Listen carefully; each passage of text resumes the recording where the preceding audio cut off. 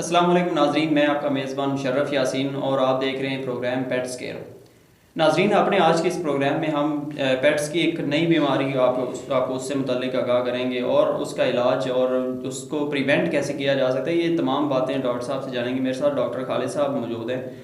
Doctor साहब, पहले तो ये बताइएगा नाजरीन के लिए कि पार्वो डिजीज़ ये क्या चीज़ होती है, कौन कैसी बीमारी है, इसमें क्या होता है? बिस्मिल्लाहिर्रहमानिर्रहीम। पार्वो डिजीज़ एक वायरल डिजीज़ है। ठीक है। एक वायरस होता है कनाइन पार्वो वायरस।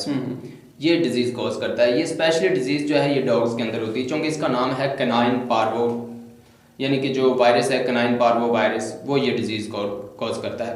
और ये डिजीज़ स्पेशली जो होती है ना, ये स्टमक की डिजीज़ होती है, यानी कि इसको हम कहते हैं कि गैस्ट्रो इंटेस्टिनल जो इलनेस होती है वो ये जो वायरस होता है ये मैदे के जानवरों के जो पेट्स उनके मैदे का मसला है। और ये कंटेजियस डिजीज़ है। कंटेजियस डिजीज़ वो होती हैं जो टच करने से फैलती हैं या करीबी जो तल्लुकात होते हैं उनसे फैलती हैं, जिनको हम अछूत की बीमारियां भी कहते हैं। उर्दू में उनको अछूत कहते हैं। अच्छा, ठीक है। जिस तरह हम जानते हैं कि फ्लू, नज़ला ज़ुकाम वगैरह और गले की जो होती हैं खांसी वगैरह, ये जो इनके अंदर भी वायरसेस होते हैं या जो पैथोजेंस होते हैं, जो जरासीम होते हैं, जो डिजीज़ कॉज कर रहे होते हैं, वो फिर क्या होता है कि फ्लू हो गया या खांसी होगी तो उसके जरासीम जो होते हैं वो भी मतलब जो करीब लोग होते हैं उनमें जा सकते हैं, या खारिश वगैरह जो कुछ लोगों को मसले होते हैं तो वो भी एक बंदे से दूसरे बंदे में जाते हैं।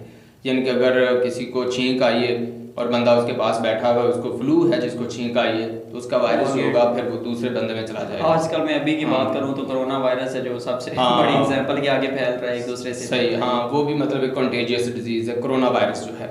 तो इस तरह ये जो पेट्स होते हैं, जो डॉग्स होते हैं, इनके अंदर जो कनाइन पार्वो वायरस होता है जो पार्वो डिजीज कॉज करता है, ये वायरस जो होता है ये भी कंटेजियस होता है। यानी ये भी अगर एक डॉग के अंदर मसला है, कनाइन पार्वो वायरस है, तो उसके अंदर ये सिम्टम्स हैं कनाइन डिजीज़ के, पार्वो डिजीज़ के, तो क्या होगा कि फिर इसका वायरस जो होता है वो भी मतलब दूसरे डॉग में जाएगा और उसके अंदर पार्वो डिजीज़ ये इंसानों में इतनी फैल सकती है तो जिस तरह कह रहे हैं। इंसान जूनोटिक नहीं है।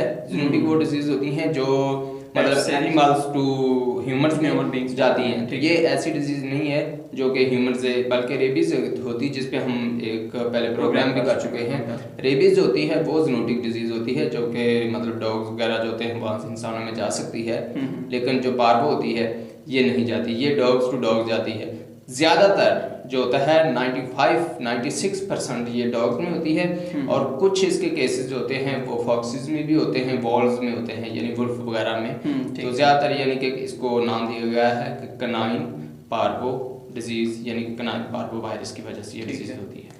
इसके डॉक्टर साहब ये बताइएगा आम लोगों को इसके सिम्टम्स कैसे, साइंस कैसे पता चलेंगे, किस तरह मालूम हो सकता है कि ये अब बीमारी उनके पेट में या किसी जानवर में? जैसे मैंने आपको बताया कि ये गैस्ट्रो इंटेस्टिनल इलनेस कॉज करती है। ठीक है। गैस्ट्रो मतलब कि गैस्ट्रिक से रिलेटेड होती है, जो स्टमक से रिलेटेड होती है, पेट की बीमारियां होती हैं वो ये करती है। ठीक है। तो जब पेट की बीमारियां होंगी तो सबसे पहली चीज़ जो आएगी वो पेन, एब्डोमिनल पेन होगा। एब्डोमिनल पेन मतलब कि इसके स्टमक के अंदर मसला होगा, पेन होगा।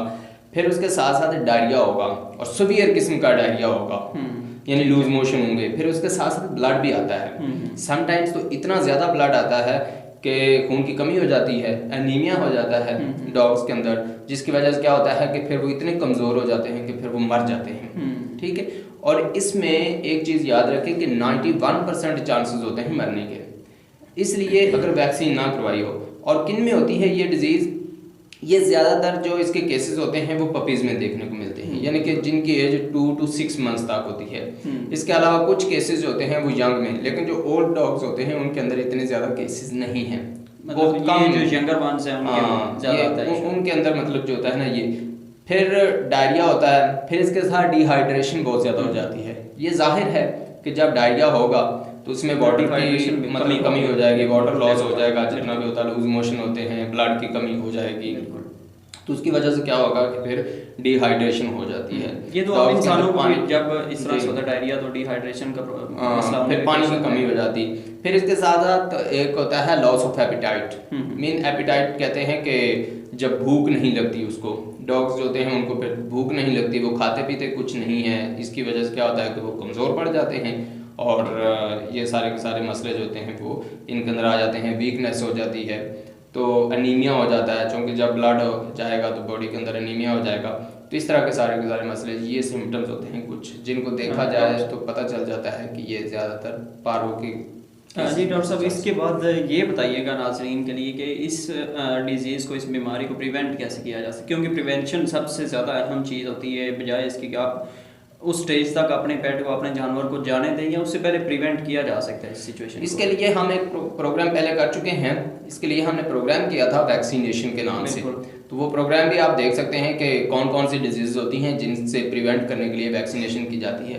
तो इस प्रिवेंशन के लिए सिर्फ एक ही चीज़ है, वो वैक्सीनेशन है। क्योंकि जब आपके पपीज़ होते हैं 2 to 6 मंथ्स एज होती है, तो उस वक्त उनका इम्यून सिस्टम बड़ा लो होता है। बिल्कुल ऐसे। उसके लिए आपको मतलब जो होता है ना, वो वैक्सीनेशन करवानी चाहिए। और दूसरी चीज़ ये है कि जब आपने बिच रखी हुई है, यानी कि फीमेल डॉग है आपके पास, और जब उसको आप मेटिंग करवाते हैं किसी डॉग के साथ, और प्रेगनेंसी मतलब पहले मेटिंग से पहले आप उसकी वैक्सीनेशन करवा लिया करें, ठीक है, ताकि उसकी जो एंटीबॉडीज होंगी और उसका इम्यून सिस्टम जब मजबूत होगा तो उसके असरात जो होते हैं, जब वो प्रेग्नेंट होगी तो उसके जो अंदर पपीज होंगे, ठीक है, यूट्रस के अंदर, तो वहाँ पर पपीज के अंदर भी इसके असरात जाएंगे जो आपने वैक्सीनेशन करवाई होगी। जब माँ मजबूत होगी तो पीछे बच्चे भी सेहतमंद, मतलब माँ तो सेहतमंद उसके बच्चे होंगे, ठीक है। तो इस वजह से क्या होगा कि आपको वैक्सीनेशन जो होती है ना, इसका शेड्यूल भी आपके जहन में होना चाहिए। वो आप वीडियो में देख सकते हैं, जो पहले हमने वीडियो मतलब प्रोग्राम किया था, हाँ, और मतलब क्या क्या उसके अंदर होते हैं। तो इसके लिए वैक्सीनेशन मस्ट होती है, इसकी प्रिवेंशन का यही तरीका है। और दूसरा ये है कि इसके सिम्टम्स होते हैं वो उसके अंदर मतलब आपको बताया था कि इसका वायरस जो होता है वो कंटेजियस तरीके से जाता है। तो इसलिए जब कोई डॉग जो होता है उसके अंदर पार्वो की डिजीज़ आ जाती है, तो आप क्या चाहिए कि उसको फ़ौरन दूसरों से सेपरेट कर दें। अगर घर में दूसरे डॉग हैं या कैट्स हैं, समटाइम्स ये कैट्स में भी हो सकती है, तो इसलिए डॉग जो होता है उसको फ़ौरन आप दूसरों से अलग कर दें, उनको दूर लेके चले जाएँ, ठीक है। और इसकी ट्रीटमेंट जो होती है वो आप काफ़ी, यही मैं आपसे पूछने वाला था, ट्रीटमेंट डिफरेंट थिंग है या वो प्रिवेंशन को आपने जिस तरह वैक्सीनेशन से जोड़ा वही चीज़ है? नहीं, ट्रीटमेंट जो होती है वो तो जाहिर है उसकी मेडिकेशन करनी पड़ती है, ठीक, प्रॉपर मेडिकेशन, प्रॉपर एक हॉस्पिटल में मतलब इसको एडमिट करना पड़ता है, क्योंकि इसमें डायरिया का मसला होता है, काफ़ी ज़्यादा लॉस ऑफ वाटर हो जाता है, लॉस ऑफ न्यूट्रिएंट्स हो जाते हैं, बॉडी के अंदर से जो नमकियात होते हैं उनकी कमी हो जाती है। तो इसलिए आपको इसकी ट्रीटमेंट एक प्रॉपर तरीके से करनी होती है। इसलिए आप एक स्पेशलाइज्ड डॉक्टर्स होते हैं, पेट्स होते हैं, उनके पास लेकर जाइए, पेट हॉस्पिटल में या पेट क्लिनिक पे। वहाँ पर जो आपका डॉग है, कम से कम इसको 5 to 6 डेज इसकी लगातार जो होती है ट्रीटमेंट वो करनी पड़ती है, और फ्लूइड थेरेपी करनी पड़ती है, क्योंकि पानी की कमी हो जाती है, इसको ड्रिप लगती है।